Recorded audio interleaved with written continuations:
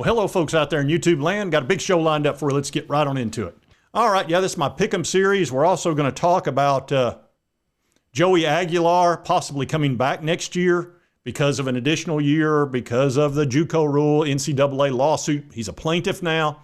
On and on and on. We're going to talk about that with my two guys. And also a little bit about this coaching carousel.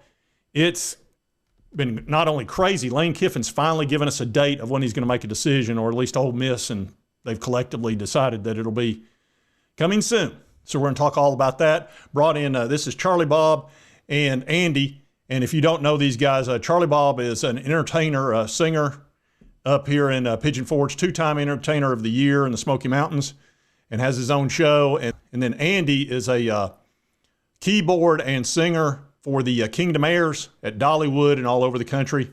And we enjoy talking football, and they're going to help me with picking the weekend winners. So without further ado, let's roll.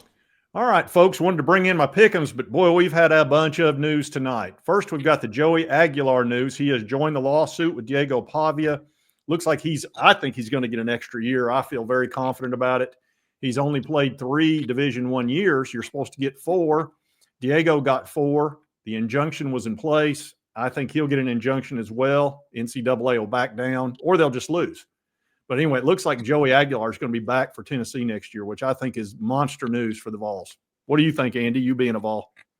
Yeah, that's huge. That's the best thing that could happen, because Tennessee is either going to be playing a redshirt freshman next year, or a true freshman, or another transfer. So I think that's the best possible thing that could happen for Tennessee, is getting Joey back. Yeah, I would agree. CB, I know you're thrilled. Oh, yeah, that's just wonderful news. We got no food. We got no jobs. Our pets' heads are falling off. Okay, just calm down. Well, also, we need to talk about this coaching carousel. We've finally got some news on Lane Kiffin that he's going to finally make his decision the day after the Egg Bowl, which is what pretty much everybody thought. There's no way he was going to make the decision before the Egg Bowl. And I don't think there's any chance Ole Miss lets him coach the playoffs if he's going to LSU or Florida. And we're going to discuss what these guys think as far as where he's headed, et cetera. I am very torn. I think Florida is fading fast, and it's either going to be LSU or Ole Miss. Andy, what do you think? Yeah, I think he's going to end up at LSU. I think that's a better job than Florida. He doesn't have much to compete with as far as recruiting in that state. And if he was going to stay at Ole Miss, I think he would have come out and said it. Now, he hates attention, and he hates all this attention and spotlight on him. And this is just driving him crazy. So, he can't wait to get this over with. Yeah. But I think he goes to LSU. Charlie Bob, what do you think? I don't know. I think I still think he may stay at Ole Miss if he's smart. I mean, you can win 9 games a year at Ole Miss and make all the money you want to make, and everybody loves you to death. Your family loves Oxford. I mean, that's the obvious pragmatic choice, but how pragmatic he really is, I don't know. He's never really shown to be. Yeah, this is a tough decision for him, it appears. Yeah. I'm really leaning towards either Ole Miss. God, it's such an easy thing to do. And he actually met with Carter, which is the athletic director there, this morning at 8:15, right after his hot yoga that he does at 6 o'clock in the morning with the athletic director and a bunch of other people. So he was in there meeting with him, and I believe what happened was Ole Miss was giving him their best shot, saying, here's what we can do NIL, here's what we can do salary-wise, all of that. Now, of course, you can't hire a coach in season like this. I think that would go over very poorly at the SEC office with Greg Sankey and the boys.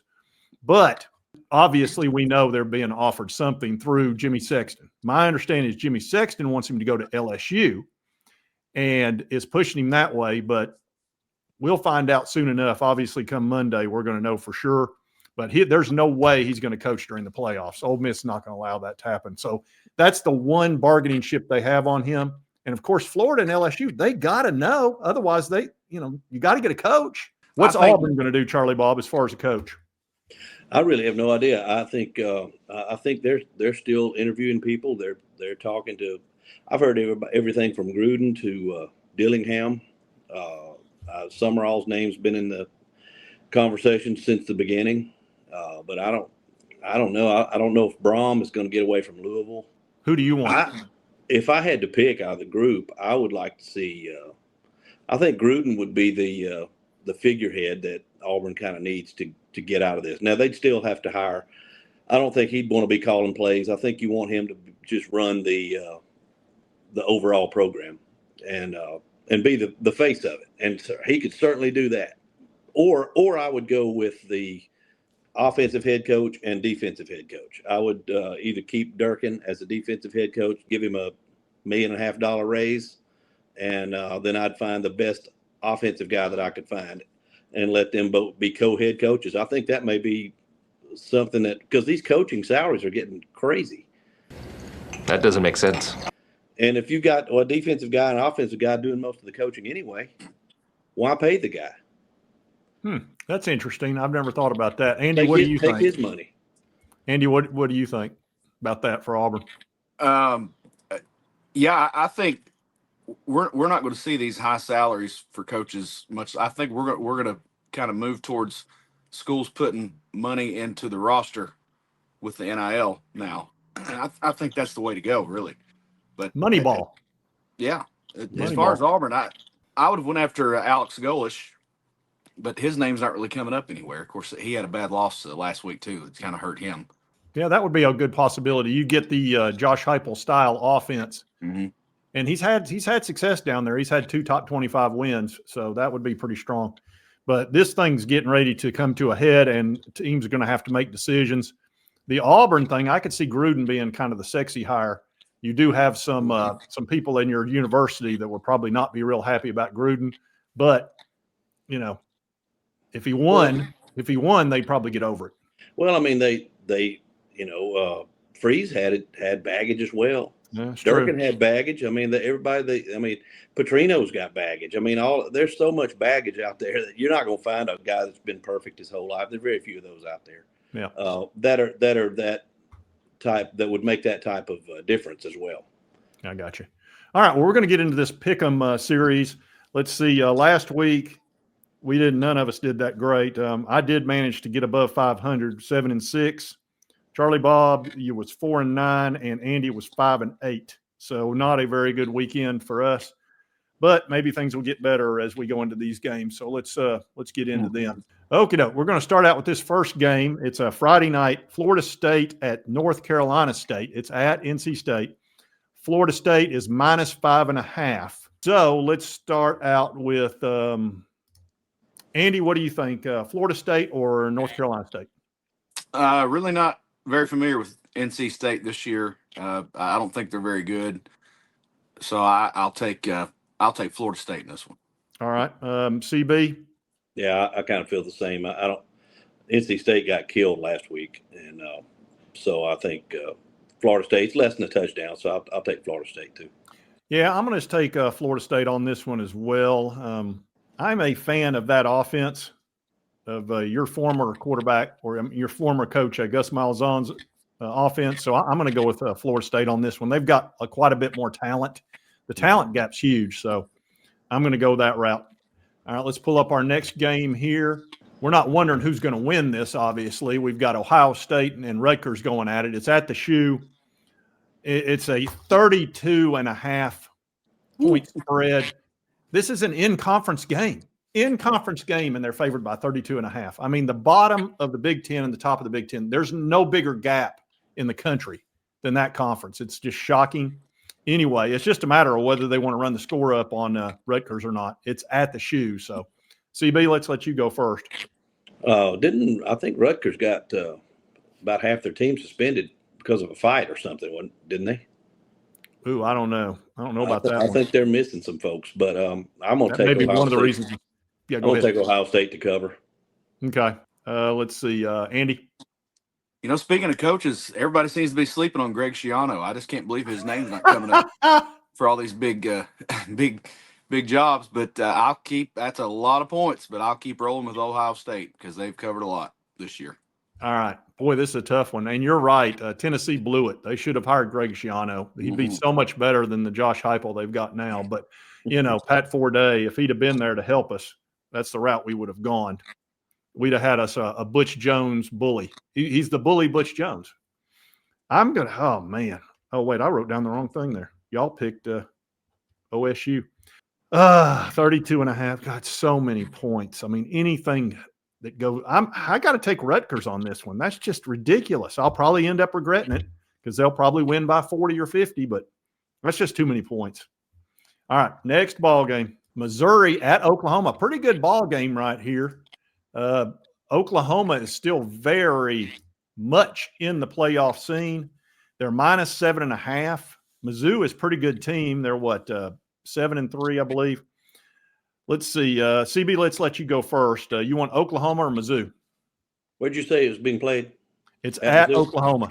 At Oklahoma. Norman. 7.5. Yep. Yeah, I think I don't know. I kind of think Oklahoma's got a lot still to play for, and I don't know that Mizzou really does. And I think Drinkwitz is, I think they kind of know he's looking around, at least entertaining some of these phone calls. So I think I'm gonna go with Oklahoma, even though it's over a touchdown. All right, Andy. Yeah, this one's pretty tough. Oklahoma coming off 2 huge wins on the road, and this could be a spot for a letdown or a trap game.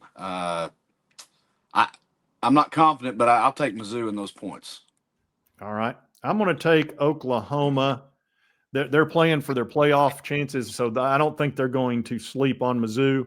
And Mizzou, they know their coach may be heading to Penn State or something like that, maybe going to Florida. So I'm going to take Oklahoma on that one. All right, next ball game. Miami at Virginia Tech. Miami's fighting for survival as far as playoff is concerned. They're minus 17.5 at Virginia Tech. Andy, you first. That seems like a lot of points on the road. Miami was hot earlier in the year, one of the best teams in the country, I thought, and they've fallen off a little bit. Give me the points there. That's a lot of points. All right, CB? I'll go the other way. I'll take Miami to cover. Yeah, I'm going to take Miami too. They've still got a fighting chance, so I'll take them.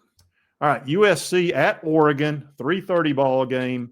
Oregon's minus 10.5. USC has been looking pretty good. They're all the way up to 15th in the country.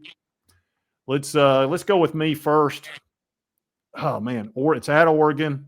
I tell you what, I'm going to take USC in this one just because it's a touchdown and a field goal plus. So I'll go with USC on this one. Andy? I believe I am too. I'm going to take USC here. They're playing better, and Oregon's not looked as good the past few weeks as they were earlier in the season. So I like USC here. All right, Charlie Bob?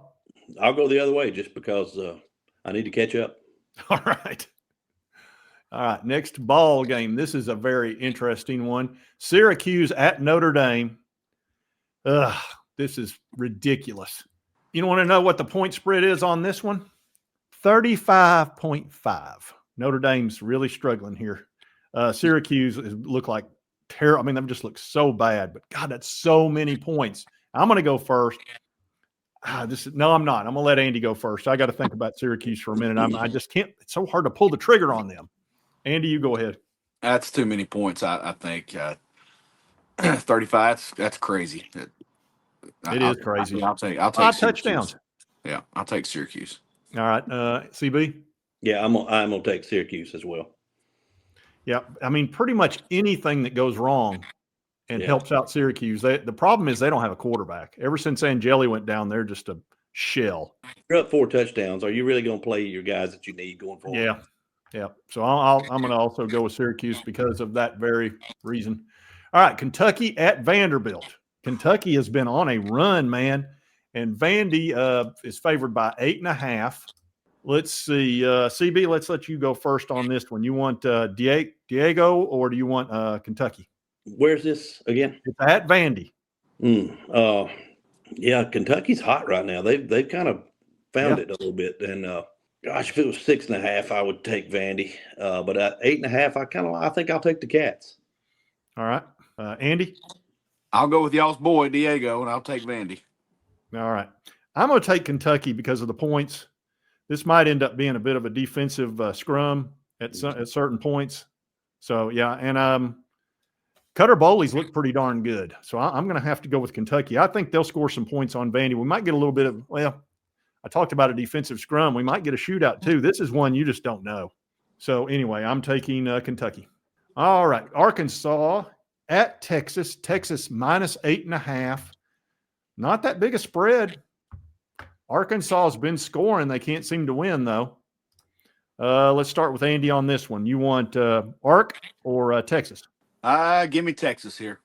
I'm not crazy about it, but Texas should win by 10 points or more. Okay. CB? I'm going to take Arkansas. I kind of think Petrino may put some points on the board, and I think Texas is they're kind of demoralized, I feel like. It's like they don't have a lot of energy. And so I don't know if I think they're probably out of the playoffs. What's their playoff picture look like? Are they out? If they win out, they'll try to get them in. They'll try everything they can do to get Texas in there if they win out. All right, so you're taking Ark. All right, yeah, I'm gonna go ahead and take Texas just because it's at Texas, and I have no idea what Ark's going to do. They just find ways to lose. They may end up keeping it within 8.5, but I kind of doubt it. All right, now I get to make an emotional decision here on this one. Michigan at Maryland. Michigan minus 13.5, boys, at Maryland. Let's see. Andy, what do you think? You want to take Michigan or you want Maryland? Yeah, I'll take Michigan here. All right. CB? I'll go Maryland. I'll take the 13.5. Of course, I'll take Maryland for obvious reasons. A sign stealer guy. So, last game, another emotional decision. Oh, God. Tennessee at Florida, 7:30 at night. Florida's going to be juiced up like crazy. Tennessee's favored by 4.5. We've not won there in 22 years. Andy, what do you think?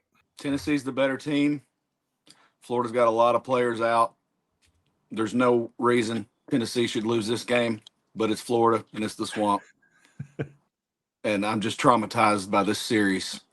So until I see it, I'm not going to believe Tennessee can beat Florida in the Swamp. So I'll take I'll take Florida. Here are the 3 ways you know if you've got battered ball syndrome. If in the second half of the Alabama game when Hendon Hooker had that there fumble and that feller picked it up and ran in the end zone, if you screamed out, I knew it, we can't beat Bama, you might have battered ball syndrome. If your favorite pose after a bad play becomes the surrender cobra, you almost certainly got some of that there battered ball syndrome. And if you've ever done like this feller here and given up your fandom over a bad game, I believe this feller's name is Carolina Jackpot. I don't have a team anymore. My team is no longer going to be the South Carolina Gamecocks. You definitely have battered ball syndrome. Dang, Charlie Ball picking Alabama so many times. Now you're picking Florida. It's a bizarro world here. It is. Oh, boy. Florida, every time you write them off, they just seem like last week they showed signs of life. Could have won that game. And, I thought that would just be a runaway last week. But I'm going to pick the Vols. I think they go down there and put some points up. Wow. I just think Florida, they got too many injuries, and I don't think they have a whole lot to play for. I think it's time to break that curse. We're jinxed. Right. We're jinxed. I'm going to take Tennessee. I think you're right. I think they've got too many key injuries. Those 2 stellar wide receivers that they have are out. Their edge rushers out. Their coach is gone, which is actually that hurts Tennessee having Billy Napier not there. I miss Billy so bad. But I'm going to take Tennessee, and I'll give up the points. I can't believe it ought to be at least a pick 'em, but it's not. So I guess everybody else is not traumatized by 22 years of this crap. So anyway, I'll be picking the Vols, another emotional decision. All right, folks, that's our Pick'em series for this weekend. Hopefully we'll have some wins in there and get above 500. We'll see. If you like this content, be sure to hit that like button. Lets me know to continue to cover all these big college sports stories. If you've not subscribed, boom, boom, and boom. Hit that button right there. Won't cost you a dime. Help you get my videos. And right over here is most recent video YouTube. Thanks, you'll enjoy. We'll see you next time on Sports Talk Jay. Just once. Just once. I wish you guys would tell us the real story. Shit.